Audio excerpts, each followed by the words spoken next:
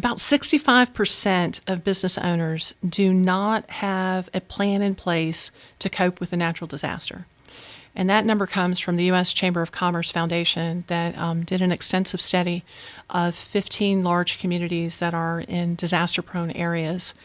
And what they realize is that in the 2 years following a disaster, fewer than 7% of companies that employ between 10 and 100 employees will exist after a major event.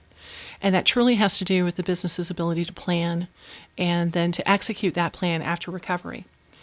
So losses for the community when it comes to a large disaster can be anywhere from a couple $100 a day to, for small businesses, as much as $3,000 a day, depending on what's happening. And there's a gamut out there. But I think the big thing that people have to do is the first thing is they have to understand the risk associated with the incoming storm and what that does to your business. There's basically 4 levels of risk when we look at disaster preparation for small businesses. And the first one is it negligible? So for instance, we've got this event brewing out in the Gulf right now. And we're all hoping that it's just that it is not something that's going to disrupt your day-to-day business and operations. It may get really wet, right? But hopefully nothing more than that.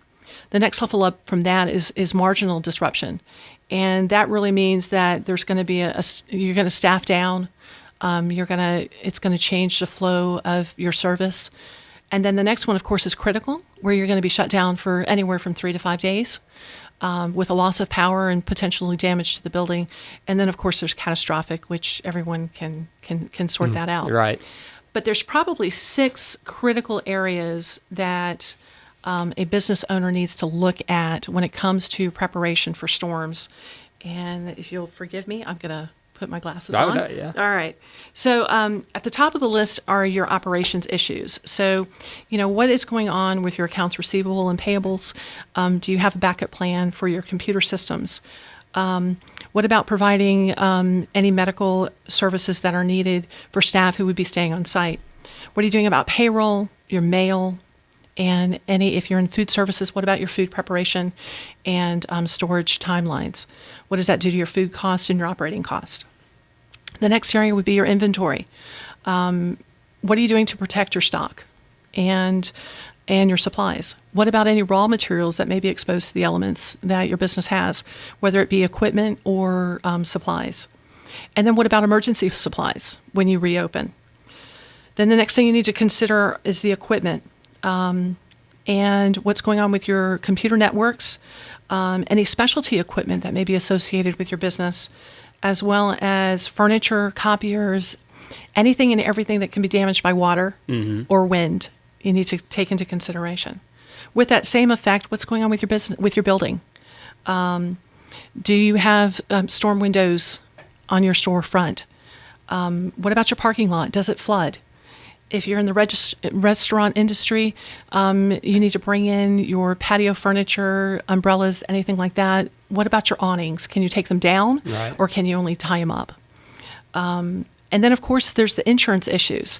And there is a great tool that is called a self-assessment of critical assets. And basically, it's just a simple spreadsheet that you can complete that helps you come up with the timeline and the inventory of what you need to do next.